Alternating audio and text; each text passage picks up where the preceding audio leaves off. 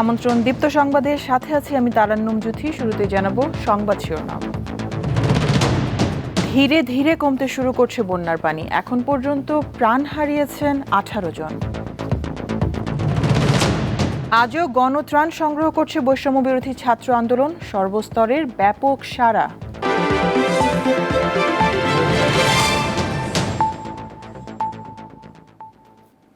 শুরুতেই বন্যা পরিস্থিতির খবর।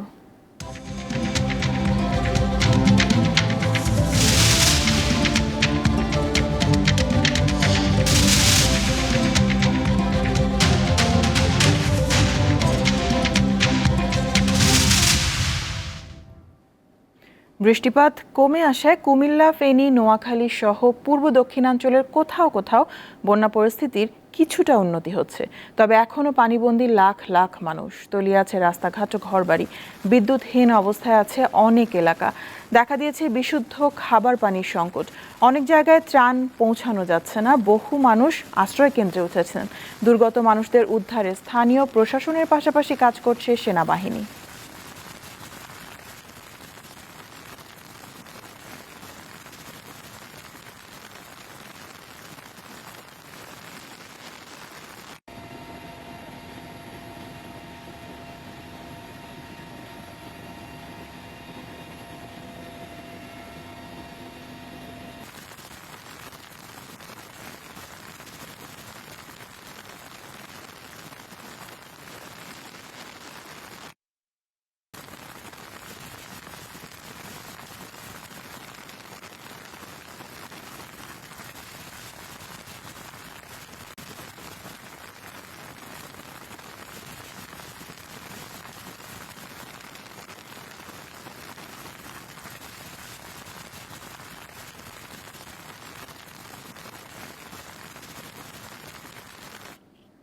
বৃষ্টিপাত না হওয়ায় দেশের বন্যা পরিস্থিতি ধীরে ধীরে উন্নতির দিকে যাচ্ছে বলে জানিয়েছেন দুর্যোগ ব্যবস্থাপনা ও ত্রাণ মন্ত্রণালয়ের সচিব কামরুল হাসান। আজ মন্ত্রণালয়ে ব্রিফিংয়ে তিনি জানান, চলমান বন্যায় এখন পর্যন্ত 18 জন প্রাণ হারিয়েছেন। 11টি জেলায় 77 উপজেলার 9,44,000-এর বেশি পরিবার পানিবন্দী অবস্থায় রয়েছে বলে জানান সচিব।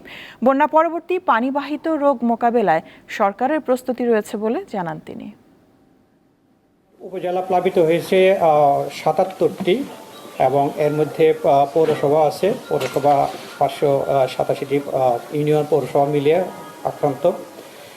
আর পানিবন্দী লোক সংখ্যা প্রায় 9,44,000-এর বেশি লোক সংখ্যা ক্ষতিগ্রস্ত, 49,38,000।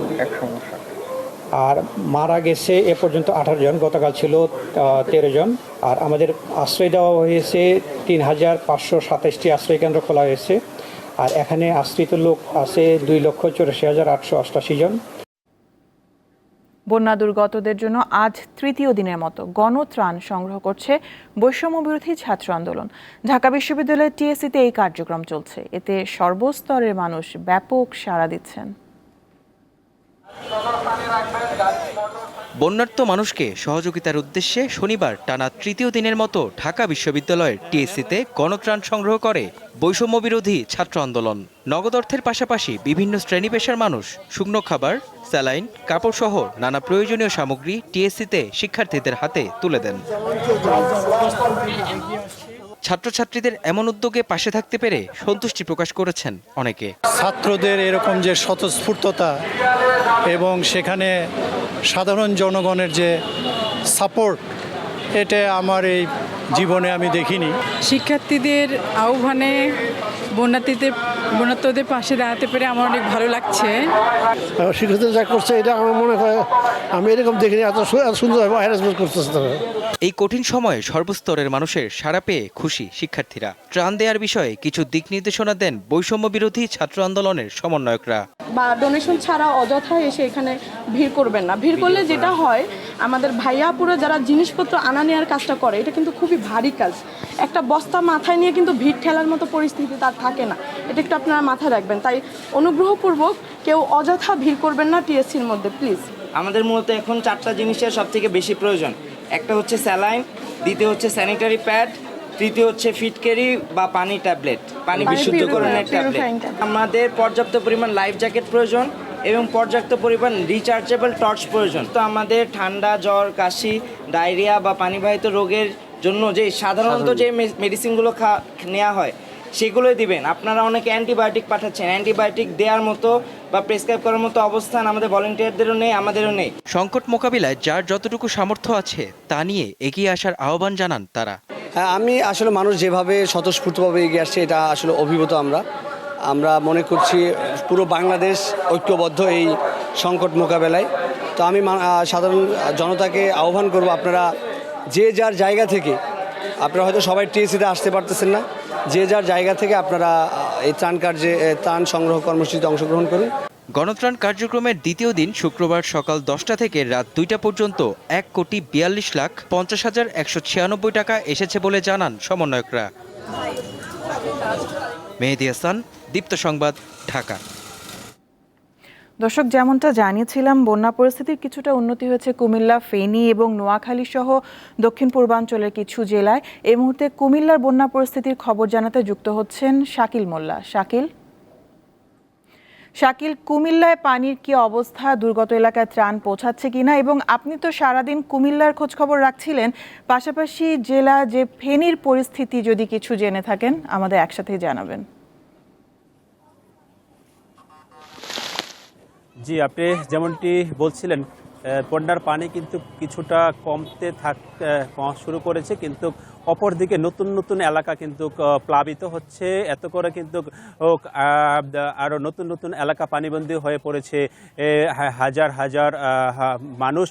কুমিল্লায় 7.5 লাখের উপরে 14টি উপজেলায় বানের পানিতে আটকা পড়েছে মানুষ। কুমিল্লায় আশ্রয় কেন্দ্রগুলোতে মানুষের আগ্রহ কম কুমিল্লার আর বন্যার এলাকাগুলোতে এখন এই মুহূর্তে যে বিষয়টি দাঁড়িয়েছে যে এই সন্ধ্যা গড়িয়ে আসার পরপরে কিন্তু কুমিল্লার ডাকাতের আতঙ্ক শুরু হয়, যে কারণে কিন্তু মানুষ আশ্রয় কেন্দ্র দিকে না যেয়ে যে নিজের বাসা বাড়িতেই কিন্তু কষ্ট করে থাকছেন, যার ফলে কিন্তু সড়ক যোগাযোগ বিচ্ছিন্ন হয়ে যাওয়ার পরে কিন্তু ত্রাণ সামগ্রী নিয়ে ওই অঞ্চলগুলোতে যেতে পারছে না স্বেচ্ছাসেবীরা। আমরা দুপুরের দিকে বুড়িচং উপজেলার ইসাপুর নামক স্থানে দীর্ঘ অপেক্ষার পর স্বেচ্ছাসেবীরা ত্রাণ নিয়ে কিন্তু একটা বিশৃঙ্খলার খবর আমরা জানতে পারি। সেখানে ত্রাণ নিয়ে কারাকারি এক পর্যায়ে কিন্তু হাতাহাতির খবরও আমাদের কাছে এসেছে। অপরদিকে যদি আমি ফেনীর বন্যা পরিস্থিতি আপনাকে জানাই, ফেনীতে কিন্তু প্রায় 90% এলাকায় কিন্তু বন্যার পানিতে তলিয়ে আছে। সড়ক যোগাযোগ সম্পূর্ণ বিচ্ছিন্ন থাকা দুর্গম এলাকাতে কিন্তু পৌঁছতে পারছে না ত্রাণ সামগ্রী নিয়ে। আপনাকে আরেকটি তথ্য জানিয়ে রাখি, ফেনীতে কিন্তু গত 3 দিন যাবৎ বিদ্যুৎ সংযোগ বিচ্ছিন্ন থাকায় কিন্তু মোবাইল টাওয়ারগুলো সম্পূর্ণ অকেজ হয়ে কিন্তু ফেনীর সাথে কিন্তু যোগাযোগ বিচ্ছিন্ন হয়ে যায়, যে কারণে কিন্তু আটকা পড়া মানুষ আমরা জানতে পেরেছি বিভিন্ন বাসাবাড়ির ছাদ থেকে কিন্তু উদ্ধারের জন্য সংকেত দিচ্ছে। আজকে সেনাবাহিনী সহ প্রশাসনের লোকজন হেলিকপ্টারে করে ফেনীর বিভিন্ন অঞ্চল থেকে অসুস্থ এবং আটকা পড়া মানুষদেরকে উদ্ধার করে আশ্রয় কেন্দ্রে নিয়ে যাওয়ার সংবাদ কিন্তু আমরা পেয়েছি। এই ছিল আমার কাছে সবশেষ। শাকিল, আপনাকে ধন্যবাদ। বন্যা দুর্গত মানুষকে সহায়তার ক্ষেত্রে রাজনৈতিক ও ধর্মীয় পরিচয় না দেখার আহ্বান জানিয়েছেন বিএনপির ভারপ্রাপ্ত চেয়ারম্যান তারেক রহমান। লন্ডন থেকে এক ভিডিও বার্তায় তিনি এই আহ্বান জানান। আকস্মিক এই বন্যা দেশের অভ্যন্তরে উদ্ভূত কোনো কারণে নয়। বন্যা কবলিত অঞ্চলে লাগাতার ভারী বৃষ্টিপাত হলেও সেটি পূর্বাঞ্চলে বন্যার মূল কারণ নয়, বরং এবারের বন্যার অন্যতম প্রধান কারণ উজানের দেশ প্রতিবেশী ভারতের ত্রিপুরা রাজ্য প্রশাসনের দায়িত্বহীনতা এবং খামখেয়ালিপনা। তারা হঠাৎ করে বাঁধ খুলে দিয়ে বাংলাদেশের বিস্তীর্ণ এলাকাকে ডুবিয়ে দিলেও একটি বারের জন্যও বাংলাদেশকে আগাম সতর্কতা দেয়নি। বন্যা কবলিত এলাকার মানুষগুলো এখন মহা বিপদে। সহায় সম্বল হারিয়ে লাখো লাখো মানুষ এখন নিদারুণ অসহায়। এমন পরিস্থিতিতে আপাতত কোনো অভিযোগ পাল্টা অভিযোগ তুলে সময় ক্ষেপণেরও সময় নেই। বিএনপি বিশ্বাস করে বন্যা কবলিত এলাকার মানুষের জীবন ও সম্পদ রক্ষা করাই এই মুহূর্তের প্রধান অগ্রাধিকার। আমি সারা দেশে, বিশেষ করে দেশের যেসব এলাকা বন্যা আক্রান্ত হয়নি সেসব এলাকার বিএনপি এবং এর অঙ্গ ও সহযোগী সংগঠনের নেতাকর্মীদের প্রতি আহ্বান জানিয়ে বলতে চাই, আপনারা সমন্বিতভাবে বন্যা কবলিত এলাকার মানুষের পাশে দাঁড়ান। নেতাকর্মীদের প্রতি আরও একটি বিষয়, বন্যার্তদের প্রতি মানবিক সহায়তার ক্ষেত্রে আপনারা দয়া করে কারো কোনো রাজনৈতিক কিংবা ধর্মীয় পরিচয়কে প্রাধান্য দেবেন না। বন্যা কবলিত এলাকায় ডায়রিয়া, অ্যালার্জি, জ্বর ও শ্বাসকষ্ট সহ নানা রোগের প্রকোপ দেখা দেয়, বেড়ে যায় সাপের উপদ্রব। এই অবস্থায় সর্বত্র প্রয়োজনীয় ওষুধ মজুত রাখার পরামর্শ স্বাস্থ্য বিশেষজ্ঞদের। ভারী বৃষ্টি আর উজানের ভারত থেকে আসা পানিতে বিপর্যস্ত কুমিল্লা, ফেনী, নোয়াখালী সহ পূর্ব দক্ষিণাঞ্চল। দু এক জায়গায় পানি কিছু কমলেও সার্বিক পরিস্থিতির এখনও তেমন উন্নতি হয়নি। দুর্গত মানুষদের জন্য খোলা হয়েছে অনেক আশ্রয়কেন্দ্র। বন্যার সময় নানা রোগবালাই দেখা দেয়, তাই এই সময়টি বেশ চ্যালেঞ্জের বলে মনে করেন চিকিৎসকরা। এর অন্যতম কারণ খাবার পানির সংকট, পয় নিষ্কাশন ব্যবস্থার অপর্যাপ্ততা এবং মানুষ ও পশুর সহাবস্থান। প্রায় 1500 আশ্রয় কেন্দ্রে প্রচুর মানুষ কিন্তু আছেন এবং অনেক গবাদি পশুকেও কিন্তু রক্ষা করা হয়েছে। এখন পানিটা নেমে যাওয়া শুরু হয়েছে, এখন কিন্তু আমাদের অত্যন্ত বেশি প্রয়োজন হচ্ছে ওষুধ। ডায়রিয়া হতে পারে, কলেরা হতে পারে এবং এখানে এন্টেরিক ফিভার যেটা, কারণ এই সময়ে সোয়ারেজ লাইন প্লাস মলমূত্র এগুলো সব মিশে যায় পানির সাথে। এন্টেরিক ফিভার যেটাকে আমরা টাইফয়েড বলি সেটাও কিন্তু হয়, ডার্মাটাইটিস হয়, একজিমা যেটাকে অনেকে বলে, তারপরে হচ্ছে ফাঙ্গাল ইনফেকশন, এগুলি বেড়ে যাবে। বিশুদ্ধ খাবার পানি, স্যালাইন ও অ্যালার্জির ওষুধ এই মুহূর্তে বেশি প্রয়োজন বলে জানান এই বিশেষজ্ঞ। ওরসালাইনটা খুব জরুরি, প্যারাসিটামল যেটা সেটা জরুরি, তারপরে হচ্ছে অ্যান্টিহিস্টামিন জাতীয় সেটা জরুরি, তারপরে হচ্ছে পানি যেটা বিশুদ্ধিকরণ ট্যাবলেট সেগুলি জরুরি, আর কিছু অ্যান্টিবায়োটিক যেটা চিকিৎসকের পরামর্শ নিয়ে নিতে হবে। এদিকে বৈষম্য বিরোধী ছাত্র আন্দোলনের প্রতিনিধিদের সমন্বয়ে বন্যা দুর্গত এলাকায় ওষুধ পাঠাচ্ছে বাংলাদেশ ওষুধ শিল্প সমিতি। এই দুর্যোগে সবার সহযোগিতা চান শিক্ষার্থীরা। আর পোস্ট ফ্লাডে যে medical supply and medicine supply যেটা লাগবে, এটা আপনাদের কাছ থেকে আমরা এক্সপেক্ট করতেছি, এন্ড সেখানে কোনো রকম চার্জ যেন না রাখা হয়। বন্যা দুর্গত এলাকায় হাসপাতালে এরই মধ্যে শিশু সহ বিভিন্ন বয়সী রোগীর চাপ বেড়েছে। লাবণী গুহ, দীপ্ত সংবাদ, ঢাকা।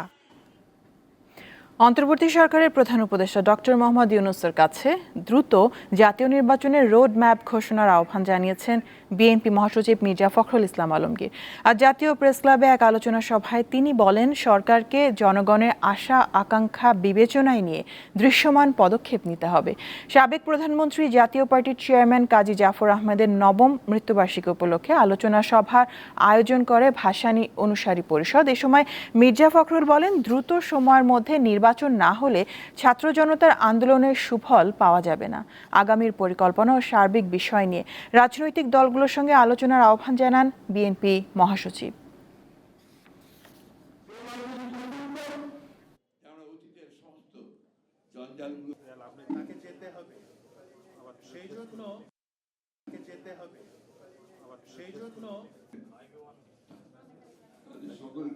দুর্ভোগের চরম সীমায় নিয়ে গেছে।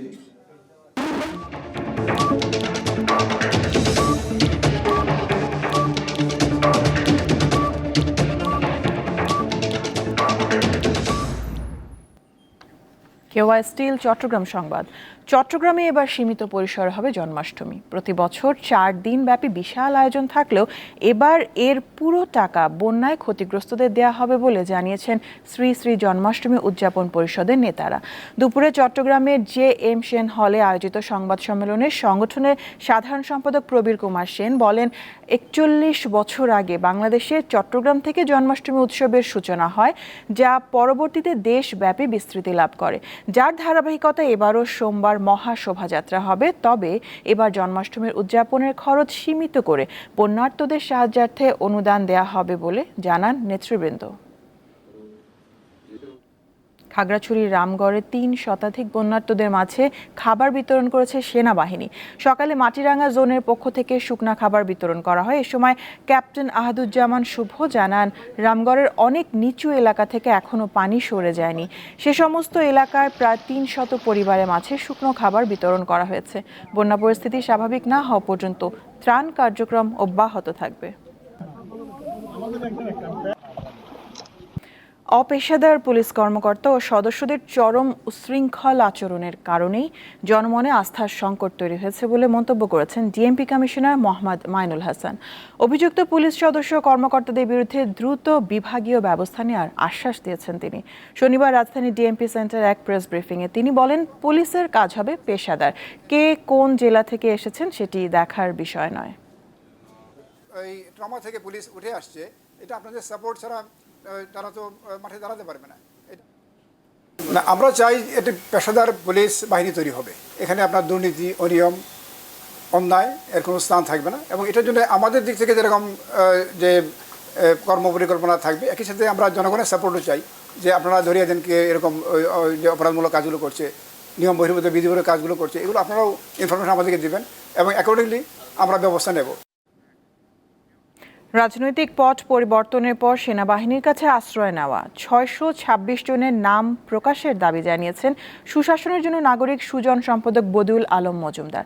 রাজধানীতে এক মানববন্ধনে এই দাবি জানান তিনি। হত্যা, সহিংসতা ও লুটপাটের সাথে জড়িতদের বিচারের আওতায় আনার দাবিও ওঠে মানববন্ধনে। গণতান্ত্রিক, অসাম্প্রদায়িক ও মানবিক রাষ্ট্র গঠনের দাবিতে শনিবার একযোগে ঢাকাসহ দেশের সব জেলায় মানববন্ধনের আয়োজন করে বেসরকারি সংস্থা সুশাসনের জন্য নাগরিক সুজন। রাজধানীর মানিক মিয়া এভিনিউতে মানববন্ধনে অংশ নেন বিভিন্ন শ্রেণী পেশার মানুষ।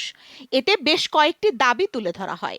এই ঘটনার জন্য যারা দায়ী, আমরা সবাই মিলে তাদেরকে আইনের আওতায় এনে বিচারের দাবি জানাই। যদি সেনাবাহিনীকে বলা হয়েছিল যে এখন পুলিশ পাচ্ছে না, তোমরা এসে গুলি করো, দাঁড়াও, সেনাবাহিনী বলছে না, আমরা জনগণের মুখোমুখি দাঁড়াতে পারবো না। মানববন্ধনে সুজন সম্পাদক সেনাবাহিনীর কাছে আশ্রয় নেওয়া লোকজনের তালিকা প্রকাশের দাবি জানান। সেনাবাহিনীর হেফাজতে যে ৬২৬ জন, সেই ৬২৬ জনের আমরা তালিকা চাই এবং তাদেরকে কেন যে ছেড়ে দেওয়া হলো তারও আমরা একটা ব্যাখ্যা চাই। কারণ এদের মধ্যে অনেক অপরাধী আছে এবং যারা এই অপরাধীদেরকে ছেড়ে দিয়েছে তারা অপরাধ কর্মকাণ্ড করেছে, অপরাধীদেরকে সহায়তা করেছে, তাদেরও জবাবদিহিতা আমরা চাই। বন্যায় আক্রান্তদের পাশে সবাইকে ঐক্যবদ্ধভাবে দাঁড়ানোর আহ্বান জানান সুজন সম্পাদক। স্বস্তিকা সিংহ, দীপ্ত সংবাদ, ঢাকা। অবসরপ্রাপ্ত বিচারপতি শামসুদ্দিন চৌধুরী মানিককে কারাগারে পাঠিয়েছে আদালত। গতরাতে সিলেট সীমান্তে তাঁকে আটক করে বিজিবি। তিনি সীমান্ত দিয়ে ভারতে প্রবেশের চেষ্টা করছিলেন বলে বিজিবি সূত্র জানিয়েছে। ওই সময় একটি টহল দল শামসুদ্দিন চৌধুরী মানিককে আটক করে। পরে আপিল বিভাগের অবসরপ্রাপ্ত এই বিচারপতিকে পুলিশের কাছে হস্তান্তর করা হয়। বিভিন্ন সময় একরোখা ও উগ্র আচরণের কারণে তিনি বেশ সমালোচিত। কাল থেকে আবার শুরু হচ্ছে মেট্রো রেল চলাচল। কোটা সংস্কার আন্দোলন চলাকালে 18 জুলাই বিকাল থেকে মেট্রো রেল চলাচল বন্ধ করে দেয় ডিএমটিসিএল কর্তৃপক্ষ। 37 দিন বন্ধ থাকার পর রবিবার চালু হচ্ছে রাজধানীবাসীর জনপ্রিয় ও নির্ভরযোগ্য বাহন metro rail. Doctor Mohammad Yunus অন্তর্বর্তীকালীন সরকারের প্রধান উপদেষ্টার দায়িত্ব নেওয়ার পর মেট্রো রেল দ্রুত চালুর নির্দেশ দেন। তবে মেট্রো রেল পুনরায় চালু হলেও মিরপুর 10 ও কাজীপাড়া স্টেশন দুটির কার্যক্রম বন্ধ থাকবে, ফলে এই দুই স্টেশনে ট্রেন থামবে না। আন্তর্জাতিক প্রসঙ্গ, জার্মানির জোলিঙ্গেন শহরে দুর্বৃত্তের এলোপাতাড়ি ছুরিকাঘাতে 3 জন নিহত হয়েছে, আহত হয়েছে 4 জন। শুক্রবার এই হামলার ঘটনা ঘটে শহরটির 650তম প্রতিষ্ঠাবার্ষিকী উপলক্ষে একটি উৎসবে যোগ দিয়েছিল সেখানকার বাসিন্দারা। প্রত্যক্ষদর্শীরা জানিয়েছে, আচমকা হামলার পর দ্রুত সেখান থেকে পালিয়ে যায় হামলাকারী। ঘটনার পর এলাকায় নিরাপত্তা বাহিনীর অতিরিক্ত সদস্য মোতায়েন করা হয়েছে। এই হামলাকে বিচ্ছিন্ন ঘটনা বলে জানিয়েছে জার্মানির স্বরাষ্ট্র মন্ত্রণালয়। হামলাকারীকে ধরতে স্থানীয় পুলিশ আশপাশের এলাকায় চিরুনি অভিযান শুরু করেছে। ইসরায়েলের সেনাবাহিনীর বোমা ও বিমান হামলায় গত 24 ঘন্টায় গাজায় 9 জন এবং লেবাননে অন্তত 8 জন নিহত হয়েছেন। ফিলিস্তিনি ওয়াফা নিউজের বরাত দিয়ে এই তথ্য জানিয়েছে রয়টার্স। শুক্রবার রাতে গাজার খান ইউনিস শহর এবং আল নুসাইরাত শরণার্থী ক্যাম্পে ইসরায়েলের হামলায় নিহত হয় 9 জন। নিহতদের মধ্যে 2 জন শিশু এবং 1 জন নারী রয়েছেন। একই দিন সীমান্তবর্তী প্রতিবেশী দেশ লেবাননেও সশস্ত্র গোষ্ঠী হিজবুল্লাহর বিভিন্ন স্থাপনা লক্ষ্য করে বিমান হামলা চালিয়েছে ইসরায়েলের সেনাবাহিনী। হামলায় নিহত 8 জনের মধ্যে 6 জন হিজবুল্লাহর যোদ্ধা, বাকি 2 জন বেসামরিক। এই সাথে শেষ করব দীপ্ত সংবাদ শিরোনামগুলো জানাবো আরও একবার। ধীরে ধীরে কমতে শুরু করেছে বন্যার পানি, এখন পর্যন্ত প্রাণ হারিয়েছেন 18 জন। আজও গণত্রাণ সংগ্রহ করছে বৈষম্য বিরোধী ছাত্র আন্দোলন, সর্বস্তরে ব্যাপক সাড়া। ছিল এখনকার মতন। আমাদের পরবর্তী সংবাদ সন্ধ্যা 6টা 50 দেখার আমন্ত্রণ রইল। দর্শক আরও তথ্য বিনোদনের সংবাদ জানতে যুক্ত থাকুন দীপ্ত টিভির ডিজিটাল প্ল্যাটফর্মগুলোতে। ধন্যবাদ সবাইকে।